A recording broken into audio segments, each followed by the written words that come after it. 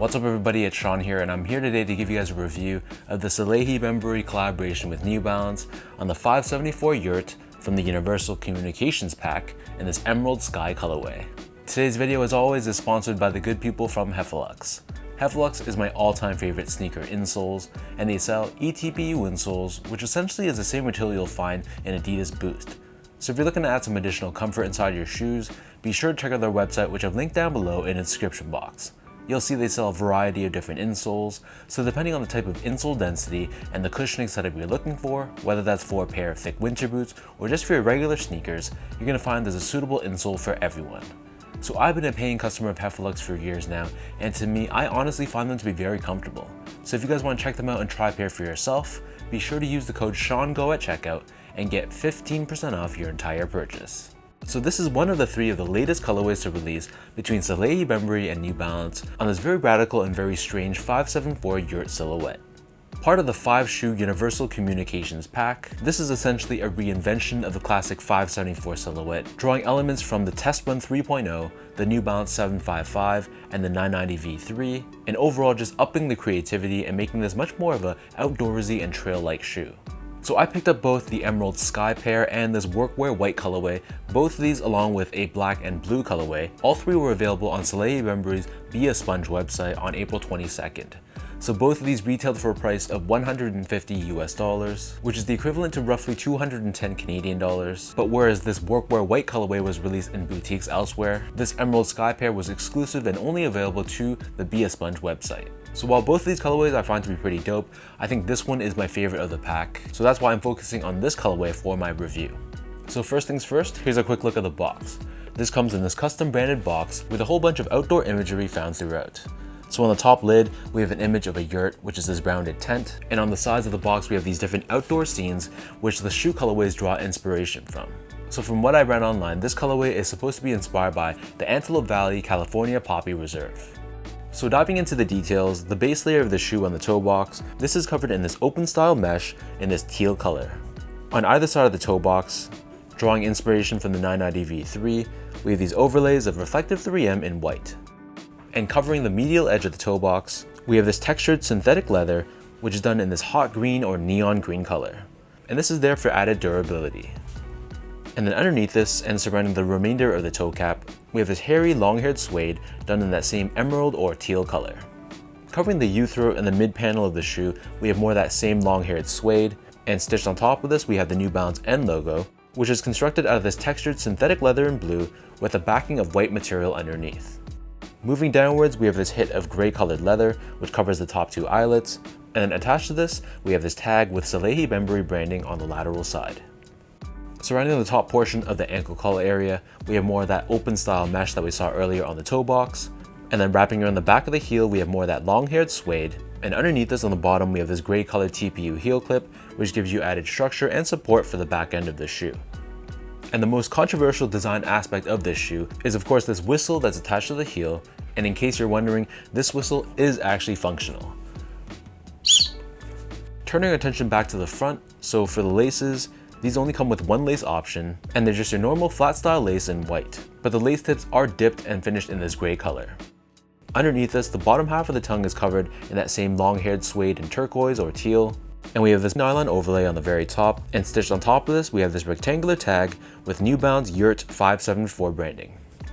The interior of the shoe is lined in this gray colored textile, and then as for the insoles, these come with their standard foam lined insole, however it has this dimpled or bubbled look to it on the top, and stamped on the heel we have both the New Balance logo and Salehe Bembury co-branding. So the upper of the 574 Yurt sits atop this super chunky Absorb SBS midsole, which is done primarily in this gray colored finish. On the lateral side, you'll see these dark gray pods, which cover the different segments of the midsole, and you'll see here we have Absorb SBS branding. And on the heel we have these two pill-like protrusions, which is done in this blue colored foam material. And underneath the heel we have New Balance's roll bar technology, and this is visible on both the lateral side and more predominantly visible on the medial side, and this helps give the shoe a lot more stability, and it helps with people that overpronate. Flipping the shoe over to the bottom, the outsole here is constructed out of the speckled yellow colored rubber. We have a very aggressive trail-like traction pattern to it, and we have New Balance branding on the heel, and you'll notice that the portion of the outsole on the heel, it protrudes outwards, and it comes out almost like an extended flap that curves upwards on the medial side. And in the middle of this all, we have this gray colored TPU bar with New Balance branding, and this helps with torsional rigidity and midfoot support. So that breaks down the look and the construction of these 574 Yurts. And for those wondering about sizing, so overall I feel like these went a little bit long, but because my feet are a little bit wide, I feel like in a perfect world I'd be in between true to size and a half size down. So I'm a true size 10, slightly on the wider side. I got these in a 9.5, and I feel like for me going true to size would be too long from a length perspective, but going a half size down was a little bit snug from a width perspective. So if they made like a 9.75, I think that would be the absolute perfect fit. But if your feet are narrow or normal width, I feel like you could get away with going a half size down, but if you have wider feet, you'd probably be better off sticking true to size. Just to give you guys a point of comparison, I go with a 9.5 in other New Balance silhouettes like the 992, the 990 V3, V4, V5, along with most of my 550s. And in comparison, I stick true to size or a size 10 in New Balance silhouettes like the 997, the 990 V2 because of its more narrow toe box, along with a lot of made in UK models like the 991, the 1500, along with most of my 2002 Rs. Next up, in terms of the comfort, so this 574, despite looking like a very chunky and comfortable shoe, it's actually not that comfortable. The step-in comfort honestly feels pretty stiff, and that's a combination of this roll bar technology, which is basically a plastic plate under your heel, which makes the shoe feel very sturdy, but it definitely takes away from that step-in comfort and softness. So you feel quite elevated off the ground, but honestly, the foam isn't the softest. So if you're expecting a very soft, very mushy feel underfoot, then you definitely won't be getting that with this shoe. In addition to that, this sneaker is pretty heavy as well, and as you can tell, it's built like a tank, so it's honestly not that surprising. So I'd say this shoe is much more of a fashion and statement piece as opposed to something you'd be wearing for its comfort. Finally, in terms of the overall quality and the craftsmanship, so first off, material quality, I thought it was great. The suedes especially I really liked. It had a very nice plush feel to it, and the overall materials really felt like it was elevated. And in terms of the overall build and craftsmanship, I really had no issues at all. Both the colorways I picked up seemed pretty flawless to me, so I had no problems at all from that standpoint.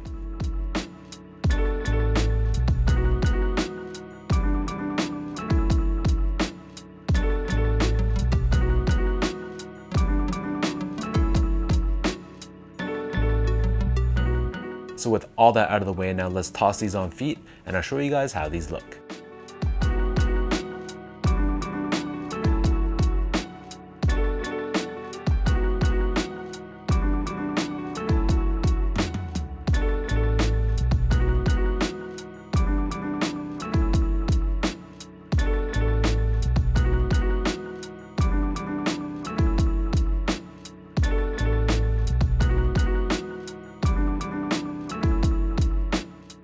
So this 574 Yurt silhouette is obviously a very love it or hate it sort of shoe. I think for me, if the shoe was a bit more comfortable and if the sizing could fit my feet a bit better, then I'd be a much bigger fan of this collaboration. Honestly, I think the colorways, while they're very strange and loud and out there, I think they're pretty nice, especially this one and the original gray pair that released, but it's just a shoe that doesn't really fit my foot shape, so it's not really a shoe I can see myself wearing that often. Between the Emerald Sky and the Workwear white colorways, which of the two do you guys prefer? Or are you in the camp that prefers the black and blue colorway, which is the one that I didn't pick up? Either way, let me know down below in the comment section, what are your overall thoughts on the 574 Yurt? And is this a shoe that you guys mess with? Or is it really too strange and too weird to fit your style? If you guys like this video, be sure to like, comment, and subscribe to my channel if you haven't yet. You can follow me on Instagram at esgo8, check me out on Twitter at sean.go, and visit my website at seango.ca. So until next time, thank you so much for watching. Hopefully you guys enjoyed this video, and I'll catch you guys all in the next one.